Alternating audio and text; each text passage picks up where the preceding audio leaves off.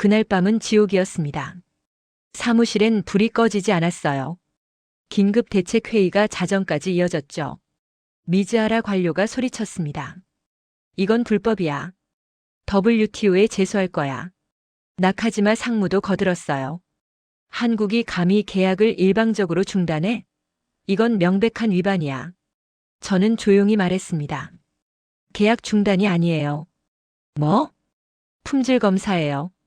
계약서 어디에도 검사를 하지 말라는 조항은 없어요. 그럼 이건 뭐야? 전략입니다. 회의실이 얼어붙었어요. 미즈하라가 책상을 쳤죠. 하야미 팀장, 당신 지금 어느 편이야? 저는 그의 눈을 똑바로 봤습니다.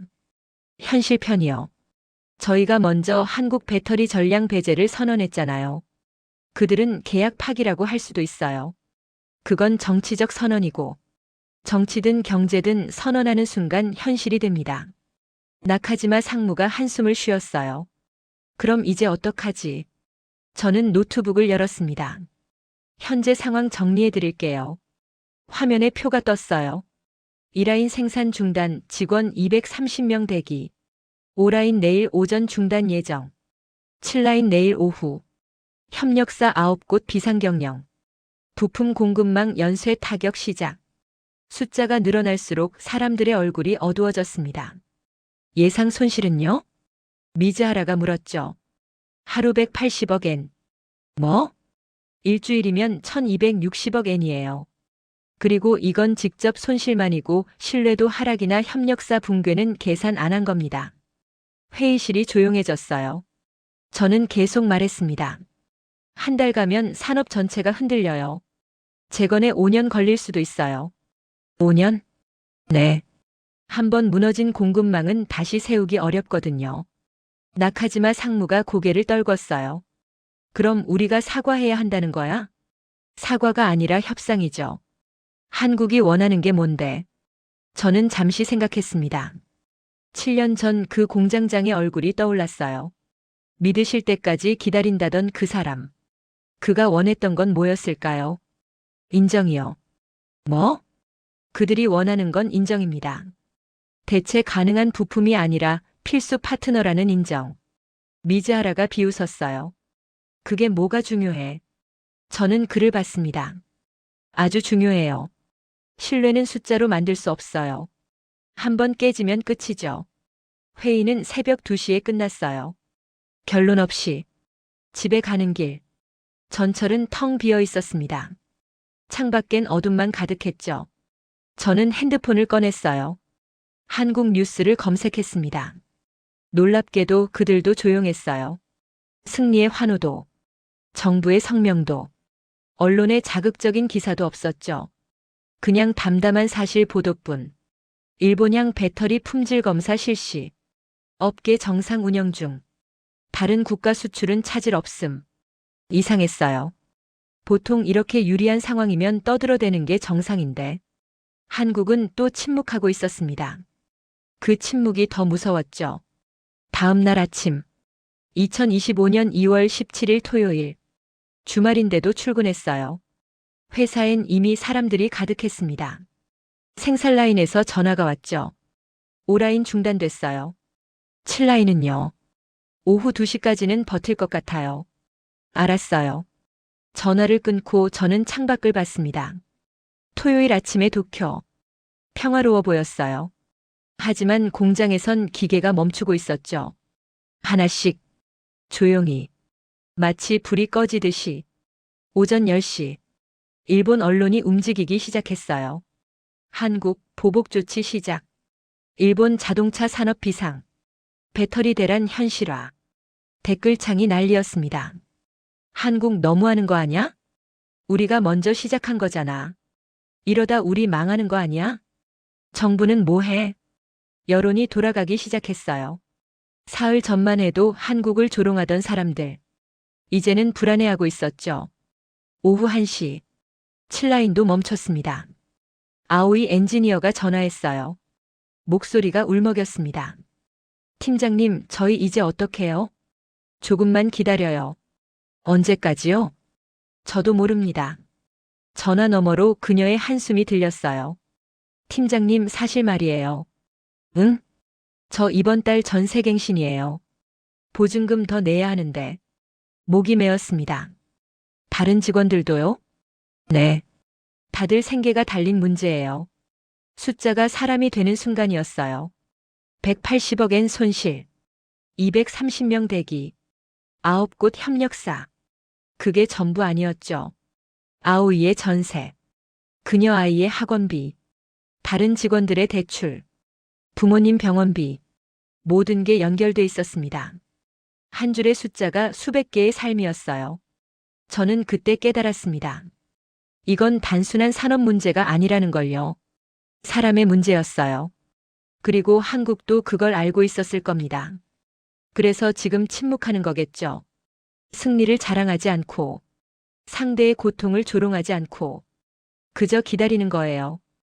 우리가 깨달을 때까지. 오후 3시, 나카지마 상무가 제자리로 왔어요. 얼굴이 초췌했습니다. 하야미, 솔직히 말해봐. 네? 우리 이길 수 있어? 저는 잠시 망설였습니다. 이기고 지는 게 중요한가요? 그럼 뭐가 중요해? 살아남는 거죠. 그는 씁쓸하게 웃었어요. 처음부터 내가 맞았어. 내가 듣지 않은 거지. 저는 고개를 저었습니다. 저도 똑같았어요. 편견에 갇혀 있었죠. 편견? 네. 아시아 기술은 믿을 수 없다는 편견. 한국은 우리보다 약하다는 착각. 그게 저를 눈멀게 했어요. 나카지마 상무가 창밖을 봤습니다. 이제 어떻게 해야 할까? 저는 천천히 말했어요. 인정해야죠. 우리가 틀렸다는 걸. 그들이 준비돼 있었다는 걸. 그게 쉽지 않아. 알아요.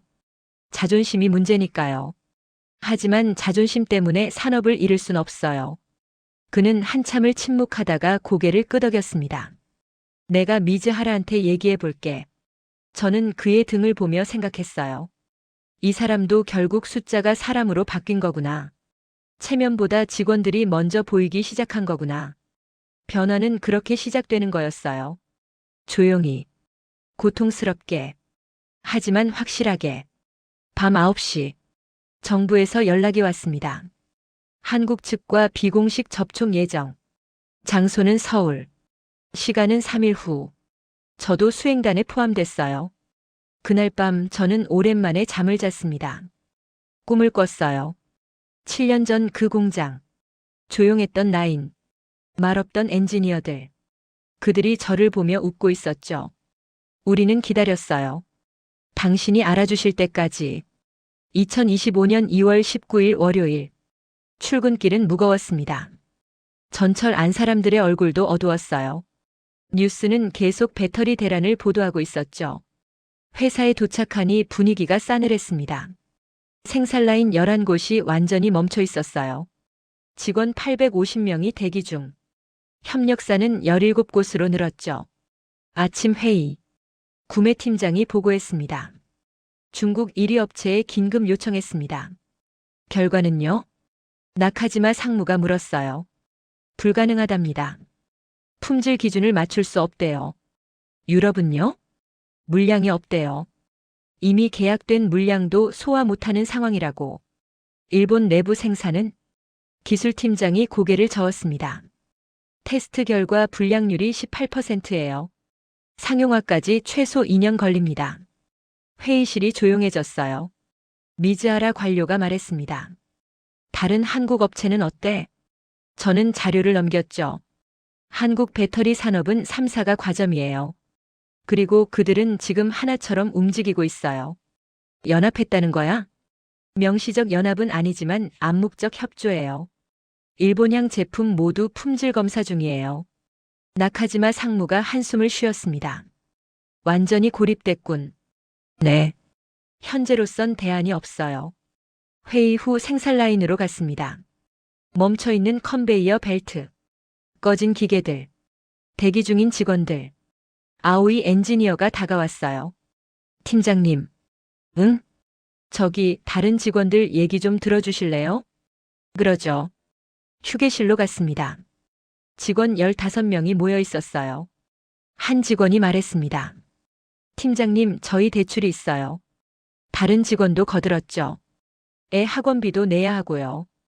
부모님 요양원비도요. 생활비도요. 목소리들이 겹쳤습니다. 저는 그들의 얼굴을 하나하나 봤어요. 25살 신입사원, 35살 싱글맘, 42살 가장, 57살 베테랑. 모두 다른 사람들이었죠. 하지만 한 가지는 같았어요. 불안. 그들의 눈에서 불안이 보였습니다. 저는 천천히 말했어요. 최선을 다하고 있어요. 곧 해결될 거예요. 정말요? 아오이가 물었습니다. 저는 대답할 수 없었어요. 정말인지 확신할 수 없었거든요. 사무실로 돌아와 데이터를 봤습니다. 현재까지 손실 540억 엔. 향후 일주일 예상 손실 1,800억 엔. 한 달이면 7,200억 엔. 숫자가 계속 커지고 있었어요. 하지만 지금 제 눈에 보이는 건 숫자가 아니었습니다. 아오이의 전세, 신입사원의 대출, 가장의 생활비, 베테랑의 노후. 숫자 하나하나가 삶이었어요. 오후 2시, 협력사 사장들이 찾아왔습니다. 9명이 회의실에 모였죠. 한 사장이 말했습니다. 하야미 팀장, 우리 공장도 멈췄어요. 직원이 몇 명이신데요? 120명이요. 저는 메모했습니다. 다른 사장이 말했어요. 우리는 80명이요. 이번 주 급여를 못 줄 것 같아요. 또 다른 사장. 우리 거래처가 계약 취소했어요. 다음 달 부도날 것 같습니다. 목소리들이 겹쳤죠. 저는 그들의 얼굴을 보며 깨달았어요. 이건 우리 회사만의 문제가 아니구나. 산업 전체가 흔들리고 있구나. 그리고 그 흔들림의 끝엔 수천 명의 삶이 있구나. 회의가 끝나고 나카지마 상무에게 보고했습니다. 협력사 상황이 심각해요. 얼마나?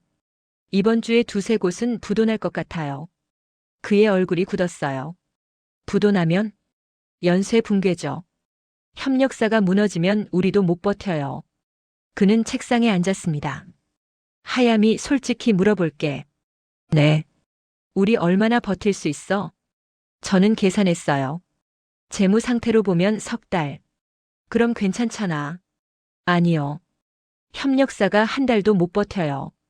그들이 무너지면 우리도 끝이에요. 그는 창밖을 봤습니다. 결국 우리가 약했던 거구나. 약한 게 아니에요. 연결돼 있었던 거죠. 뭐가? 모든 게요.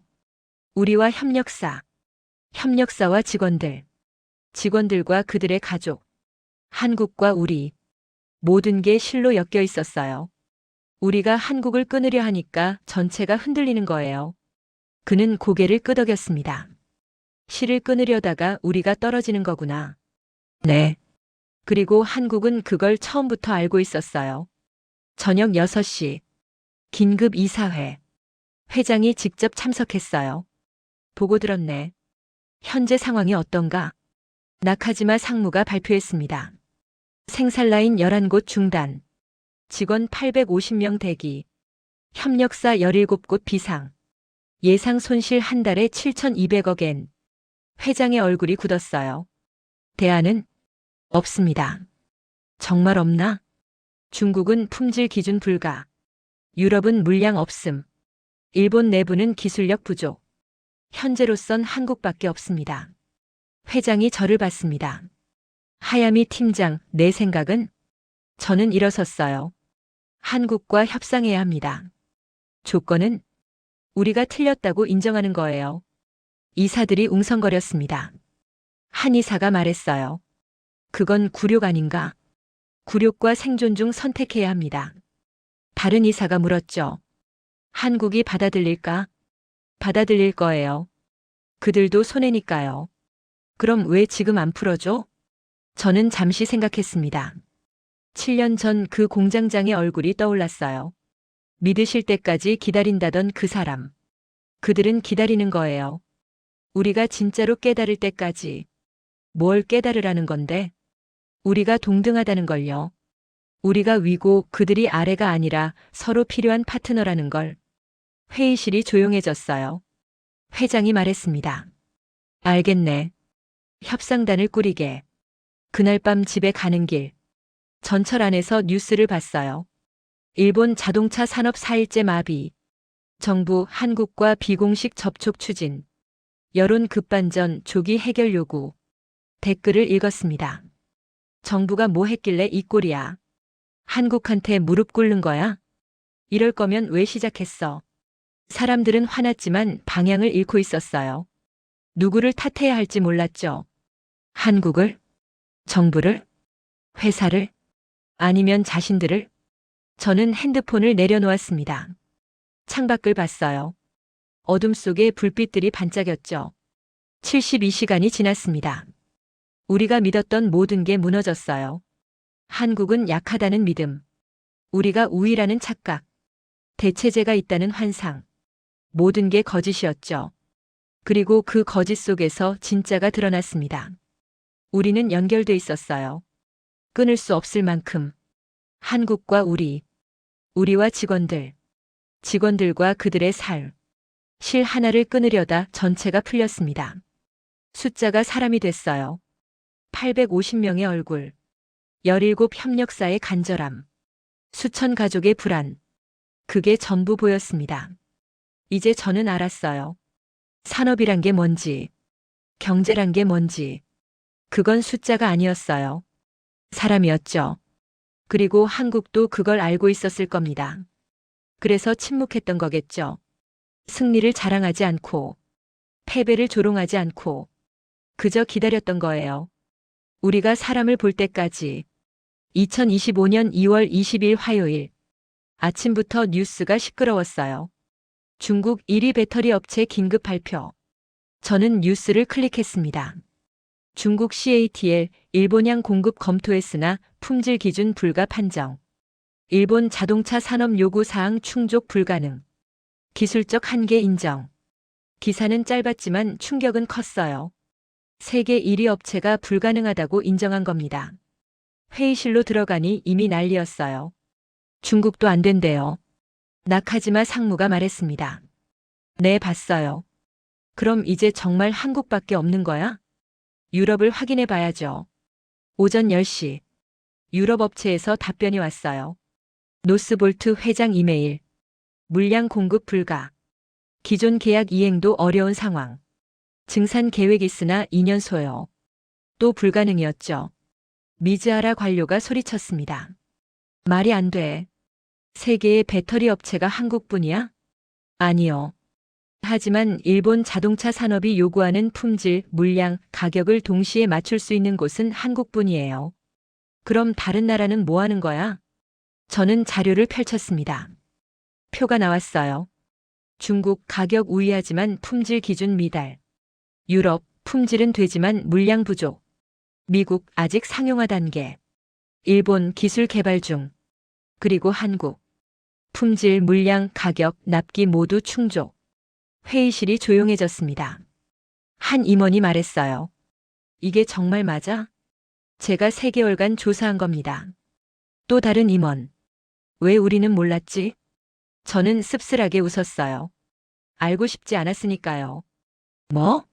한국이 이렇게 앞서 있다는 걸 인정하고 싶지 않았죠. 그래서 대안이 있다고 믿었어요. 믿고 싶었던 거예요. 나카지마 상무가 고개를 떨궜습니다. 오후 2시. 정부 비교표가 공개됐어요. 경제산업성 내부 자료. 언론에 유출된 겁니다. 배터리 업체 종합평가. 한국 3사 종합점수 92점. 중국 CATL 78점. 유럽 노스볼트 71점. 일본 파나소닉 65점. 숫자는 명확했어요. 한국이 압도적이었죠. 뉴스 댓글이 폭발했습니다. 정부가 이걸 알고도 한국 자르기 했다고. 미친 거 아냐? 우리 산업 죽이려고 작정했네. 누가 책임질 거야? 여론이 완전히 돌아섰어요. 사흘 전만 해도 한국을 비난하던 사람들. 이제는 정부를 공격하고 있었죠. 미즈하라 관료가 제 사무실로 왔습니다. 얼굴이 창백했어요. 하야미 팀장, 이거 누가 유출한 거야? 저는 고개를 저었습니다. 몰라요. 하지만 중요한가요? 중요하지. 내 경력이 끝났어. 경력보다 산업이 먼저 아닌가요? 그는 저를 노려봤습니다. 넌 처음부터 한국 편이었어. 편이 아니에요. 현실을 본 것뿐이죠. 그는 문을 박차고 나갔어요. 저는 창밖을 봤습니다. 도쿄 거리는 평온해 보였지만 속은 흔들리고 있었죠. 저녁 6시. 긴급 기자회견. 경제산업성 장관이 단상에 섰어요. 한국과의 협상을 추진하겠습니다. 플래시가 터졌죠. 기자들의 질문이 쏟아졌습니다. 그럼 처음 발표는 잘못된 거죠? 장관이 머뭇거렸어요. 당시엔 최선의 판단이었습니다. 하지만 현실은 달랐잖아요. 예상과 달랐습니다. 책임은요? 정부 차원에서 검토하겠습니다. 저는 뉴스를 끄고 데이터를 봤어요. 현재까지 손실 1,080억엔, 생산라인 중단 14곳, 직원 대기 1,200명, 협력사 비상 22곳, 숫자가 계속 늘고 있었습니다. 그때 이메일이 왔어요. 한국 측 답변. 비공식 협의 가능. 장소 서울. 시간 이틀 후. 조건 없음. 마지막 문장이 이상했어요. 조건 없음. 보통 협상에는 조건이 있는데 한국은 아무 조건도 제시하지 않았죠. 왜일까요? 저는 생각했습니다. 그들이 원하는 건 뭘까? 돈? 아니요, 그들은 이미 충분히 벌고 있어요. 사과? 그것도 아닌 것 같았어요. 그럼 뭐지? 답은 간단했습니다. 인정. 그들이 원하는 건 인정이었어요. 대체 가능한 부품이 아니라 필수 파트너라는 인정. 동등한 관계라는 인정. 그게 전부였죠. 밤 10시. 나카지마 상무가 전화했습니다. 하야미 서울 갈 준비해. 네. 그리고 하야미. 네. 내가 맞았어. 처음부터 끝까지. 저는 대답하지 않았어요. 맞고 틀리고가 중요한 게 아니었거든요. 지금은 살아남는 게 중요했죠. 전화를 끊고 창밖을 봤습니다. 도쿄 야경이 펼쳐져 있었어요. 불빛들이 반짝였죠. 하지만 그 불빛들도 배터리로 움직이고 있었습니다. 한국의 배터리. 우리가 무시했던 그 기술. 대체 가능하다고 믿었던 그 제품. 그게 없으면 이 도시도 멈춘다는 걸 이제야 알았어요. 핸드폰에 메시지가 왔습니다. 아오이 엔지니어였어요. 팀장님 뉴스 봤어요. 협상한대요. 이제 괜찮아지는 거죠? 저는 답장을 쳤습니다. 응, 곧 나아질 거야. 하지만 마음 한편은 무거웠어요. 나아진다는 게 뭘까요? 예전으로 돌아가는 걸까요? 아니요. 예전으로는 못 돌아가요. 이미 모든 게 바뀌었거든요. 우리의 인식, 한국에 대한 시선, 산업의 구조, 모든 게 달라졌습니다. 그리고 그건 좋은 거예요. 예전이 잘못됐으니까요. 우리는 오만했어요. 한국을 무시했죠. 대체 가능하다고 믿었고 그 대가를 치르고 있는 겁니다. 하지만 이제 알았어요. 세계의 판정은 명확했습니다. 품질, 물량, 가격, 납기. 모든 면에서 한국이 최고였죠. 중국도 인정했어요. 유럽도 인정했고 일본 정부도 결국 인정했습니다. 이제 남은 건 우리 마음이었어요. 진심으로 인정하는 것. 동등한 파트너로 받아들이는 것. 그게 진짜 협상의 시작이었죠. 저는 노트북을 열었습니다. 서울 프레젠테이션 준비. 무슨 말을 해야 할까요? 사과? 그것도 필요하죠. 하지만 더 중요한 건 진심이었어요. 우리가 틀렸다는 걸, 그들이 옳았다는 걸, 그리고 앞으로는 함께 가겠다는 걸 진심으로 말하는 것. 그게 제일 어려운 일이었습니다. 자료를 정리하며 저는 7년 전을 떠올렸어요. 한국 공장 방문. 조용했던 나인. 질문 없던 엔지니어들. 그때 저는 그들을 이해하지 못했어요. 왜 자랑하지 않을까? 왜 적극적이지 않을까? 이제 알 것 같았습니다. 그들은 자랑할 필요가 없었어요. 시간이 증명해 줄 거라는 걸 알았으니까요. 말이 아니라 실력으로. 소리가 아니라 결과로. 그렇게 기다렸던 거죠. 7년을. 우리가 알아줄 때까지. 그리고 지금 그 순간이 왔습니다. 2025년 2월 21일 수요일. 서울로 가는 비행기 안. 창밖으론 구름이 흘러갔어요. 나카지마 상무가 옆에 앉아 있었습니다. 그는 말이 없었어요. 미즈하라 관료는 뒷좌석에 있었죠. 그도 조용했습니다. 협상단 10명. 모두 침묵하고 있었어요. 무슨 말을 해야 할지 몰랐죠. 2시간 후 인천공항 도착. 공항은 평온했어요. 우리를 맞이하는 사람도 없었죠. 기자도 없었고 항해 시위도 없었습니다. 그게 더 이상했어요. 보통 이런 상황이면 언론이 난리인데 한국은 조용했죠. 마치 일상적인 비즈니스 미팅처럼. 차를 타고 서울 시내로 들어왔습니다. 거리는 활기찼어요. 사람들은 웃고 있었고 가게는 붐볐죠. 위기의 느낌이 전혀 없었습니다. 나카지마 상무가 말했어요. 저들은 별로 타격이 없나 봐. 그럴 리 없어요. 저는 대답했습니다. 그럼 왜 저래? 준비돼 있었으니까요. 일본향이 막혀도 다른 시장이 있었던 거죠. 상무는 한숨을 쉬었습니다. 우리만 급했구나. 네. 우리만요. 호텔에 도착해 짐을 풀었어요. 저녁 6시 회의 예정. 그 전에 자료를 다시 확인했습니다. 현재 상황 요약, 손실 현황, 협력사 피해, 직원 대기, 모든 게 숫자로 정리돼 있었죠. 하지만 저는 알고 있었어요. 숫자 뒤에 사람들을. 아오이의 전세, 신입사원의 대출, 협력사 사장들의 눈물. 그게 진짜였습니다. 저녁 6시, 한국 배터리 기업 본사, 강남 어딘가 고층 빌딩. 회의실은 심플했어요. 불필요한 장식 없이 깔끔하고 효율적이었죠. 한국 측 대표가 들어왔습니다. 김 부사장. 50대 초반으로 보였어요. 그는 악수를 청했죠. 멀리서 오셨습니다. 나카지마 상무가 악수했어요. 초대해 주셔서 감사합니다. 초대가 아닙니다. 필요했으니까요. 그 말에 우리는 당황했어요. 필요? 네. 서로에게요. 김 부사장이 앉았습니다. 우리도 자리에 앉았죠. 침묵. 누가 먼저 말을 꺼낼까요? 나카지마 상무가 입을 열었습니다. 먼저 사과드립니다. 김 부사장이 손을 들었어요. 사과는 나중에 하시죠. 먼저 상황부터 정리합시다. 그는 자료를 펼쳤습니다. 우리 쪽 피해액, 일본향 중단으로 인한 손실, 대체 시장 개척 비용, 신규 고객 유치 비용, 합계 340억 엔. 우리는 놀랐어요.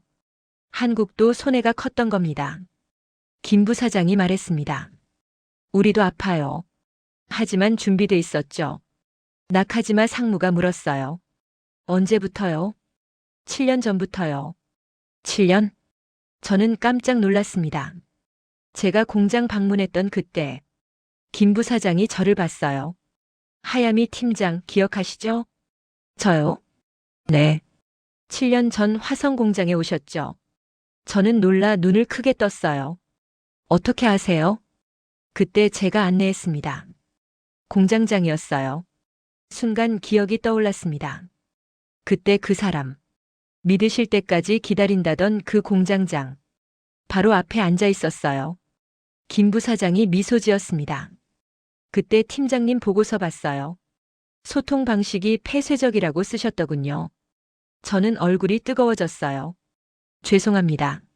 아니요. 맞는 말이었어요. 우리는 말이 적죠. 하지만 그게 우리 방식이에요. 방식? 네. 말 대신 준비하는 것. 자랑 대신 실력을 쌓는 것. 그게 우리 방식입니다. 나카지마 상무가 말했어요. 7년 전부터 이날을 예상했다는 건가요? 예상이 아니라 대비했죠. 언젠가 일본이 우릴 자를 거라는 건 알고 있었어요. 왜요? 일본은 늘 그래왔으니까요. 아시아 업체를 믿지 않죠. 싸지만 위험하다고 생각해요. 저는 가슴이 철렁했습니다. 제가 12년 전에 들었던 말. 그대로였어요. 김 부사장이 계속했습니다. 그래서 우리는 준비했어요. 품질을 높이고, 물량을 늘리고, 대체 시장을 만들고, 7년 동안요. 미즈하라 관료가 말했어요. 그럼 이번 조치는 보복인가요?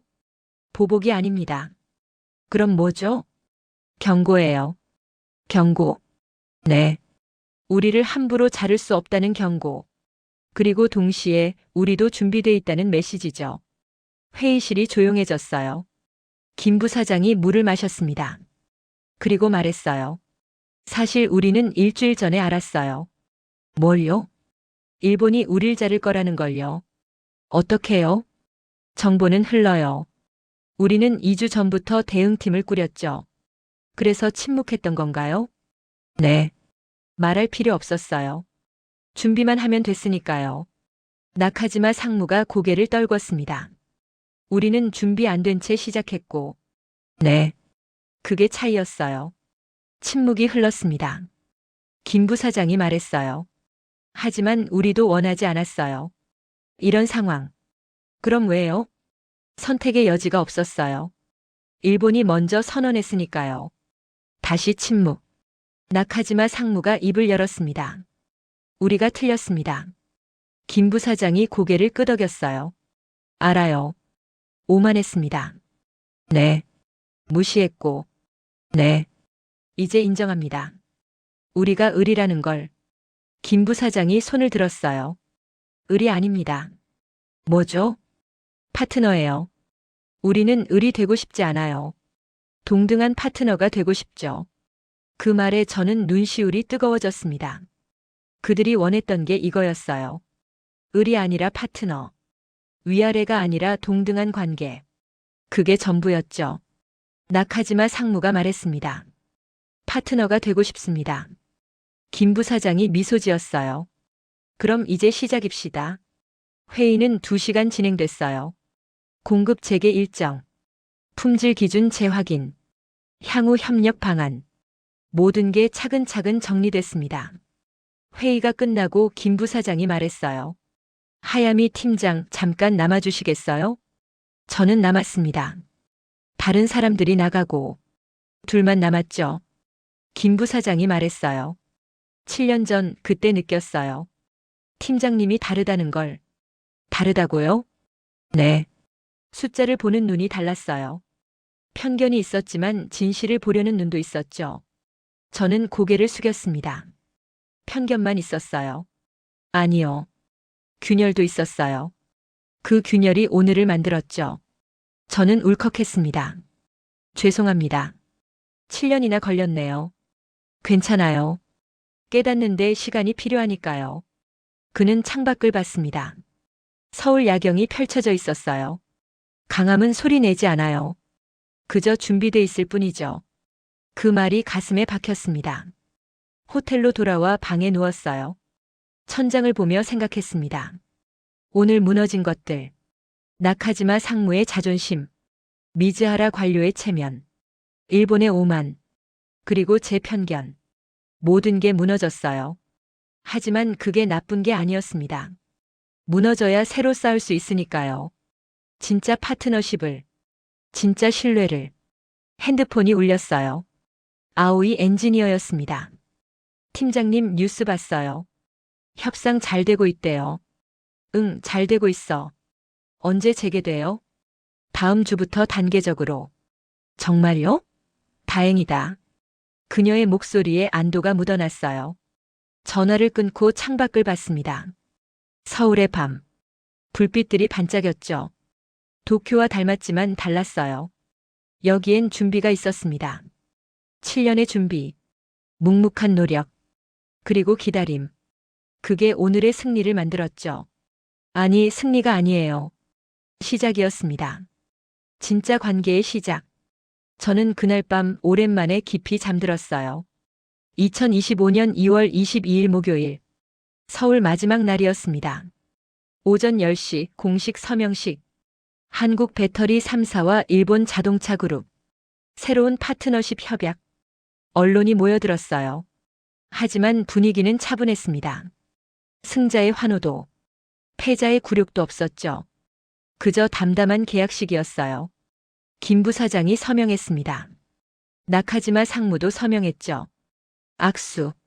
플래시가 터졌어요. 기자들의 질문. 이번 사태를 어떻게 보시나요? 김 부사장이 답했습니다. 위기이자 기회였습니다.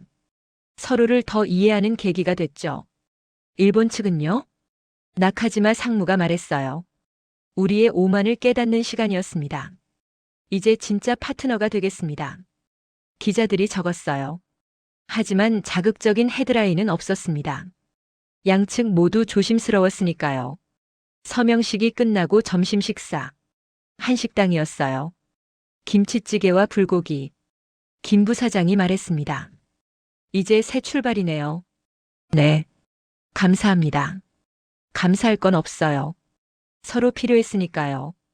그래도요. 그는 미소 지었습니다. 하야미 팀장, 다음엔 화성 공장 다시 오세요. 가겠습니다. 이번엔 다르게 보일 거예요. 왜요? 편견 없이 보시니까요. 저는 고개를 끄덕였어요. 그랬죠. 이제 저는 달랐습니다. 숫자만 보던 사람에서, 사람을 보는 사람으로, 편견에 갇혔던 사람에서, 진실을 찾는 사람으로, 점심을 마치고 공항으로 향했어요. 차 안에서 나카지마 상무가 말했습니다. 하야미, 내가 없었으면 어땠을까? 다른 누군가 했겠죠. 아니야. 넌 처음부터 알고 있었어. 알았지만 말 못했어요. 왜? 무서웠으니까요. 인정하는 게. 상무가 고개를 끄덕였어요. 나도 마찬가지야. 틀렸다는 걸 인정하기 무서웠어. 하지만 인정하셨잖아요. 선택의 여지가 없었지. 그래도 용기 있는 일이에요. 그는 창밖을 봤습니다. 서울거리가 흘러갔어요. 용기가 아니라 생존이야. 생존을 위한 용기도 용기예요. 인천공항 도착. 출국 수속을 밟았습니다. 게이트로 가는 길. 면세점이 보였어요. 한국 화장품, 한국 과자, 한국 전자제품. 모든 게 한국이었죠. 7년 전엔 그냥 지나쳤을 겁니다. 아시아 제품이라고. 하지만 지금은 달랐어요. 하나하나가 준비의 결과였습니다. 묵묵한 노력의 산물이었죠. 비행기에 올랐습니다. 이륙. 서울이 작아졌어요. 구름 위로 올라가며 저는 생각했습니다. 이번 일주일, 뭐가 바뀌었을까요? 공급 계약? 그건 종이 한 장이에요. 진짜 바뀐 건 마음이었습니다. 인정. 그게 전부였어요. 한국이 대체 불가능하다는 인정. 그들이 우리와 동등하다는 인정. 아니, 어떤 면에선 앞서 있다는 인정. 그게 제일 어려웠죠. 하지만 해냈어요. 2시간 후 도쿄 도착. 밤 9시였습니다. 회사로 가지 않고 집으로 갔어요. 내일부터 다시 시작이니까요. 집에 도착해 샤워를 하고 침대에 누웠습니다. 핸드폰을 켰어요. 메시지가 가득했죠. 아오이 엔지니어. 팀장님, 월요일부터 재개돼요. 너무 기뻐요. 다른 직원. 감사합니다. 덕분에 살았어요. 협력사 사장. 이제 공장 돌릴 수 있어요. 고맙습니다. 메시지를 읽으며 저는 깨달았어요. 이게 진짜 보상이구나. 숫자가 아니라 사람들의 안도. 데이터가 아니라 삶의 회복. 그게 진짜였습니다. 다음 날 금요일. 출근길 전철 안. 사람들의 표정이 밝아졌어요. 뉴스도 바뀌었죠. 한일 배터리 협력 재개. 다음 주 생산 정상화. 산업계 안도. 댓글도 달라졌습니다. 다행이다. 이번 기회에 좀 배웠으면. 한국 무시하지 말자. 여론이 완전히 변했어요. 회사에 도착하니 분위기가 달랐습니다. 사람들이 웃고 있었어요. 생산 라인에서 연락이 왔죠. 월요일 재가동 준비 완료. 직원 복귀 시작. 협력사 정상화. 모든 게 제자리로 돌아가고 있었습니다. 회의실. 전 직원 모임. 나카지마 상무가 단상에 섰어요. 여러분, 어려운 시간이었습니다. 직원들이 고개를 끄덕였죠. 하지만 우리는 배웠습니다. 겸손을. 그리고 파트너십을. 박수가 터졌어요. 앞으로 한국과는 새로운 관계를 만들겠습니다. 동등한 파트너로서요. 박수가 더 커졌습니다. 회의 후 제자리로 돌아왔어요. 이메일이 와 있었습니다. 김 부사장이었죠. 하야미 팀장, 다음 달 화성 공장 방문 일정 잡으시죠. 이번엔 제대로 보여드리겠습니다. 저는 답장을 썼어요. 기대하겠습니다. 이번엔 제대로 보겠습니다. 보내고 나서 7년 전을 떠올렸습니다. 그때 그 공장, 조용했던 라인, 질문 없던 엔지니어들. 이제 이해했어요. 그들은 말할 필요가 없었던 겁니다. 시간이 증명해 줄 거니까요. 그리고 시간은 그들 편이었죠. 저녁이 됐습니다. 퇴근길. 전철역으로 걸어가며 하늘을 봤어요. 석양이 지고 있었습니다. 붉은 하늘, 구름, 그리고 불빛들. 모든 게 평화로웠어요. 하지만 저는 알고 있었습니다. 이 평화가 배터리로 움직인다는 걸. 한국의 배터리로. 그들의 7년 준비로. 묵묵한 노력으로. 그게 이 도시를 밝히고 있다는 걸요. 전철에 올라 앉았습니다. 창밖을 보며 생각했어요. 강함이란 뭘까? 소리내는 게 아니었습니다. 자랑하는 것도 아니었죠. 그저 준비돼 있는 것. 필요할 때 보여줄 수 있는 것. 그리고 기다릴 수 있는 것. 한국은 그렇게 강했어요. 소리 없이. 묵묵히. 하지만 확실하게. 집에 도착했습니다. 노트북을 열었어요. 마지막 보고서를 썼습니다. 제목. 한일 배터리 파트너십 재구축 보고서. 첫 문장을 썼어요. 우리는 틀렸습니다. 하지만 인정했습니다.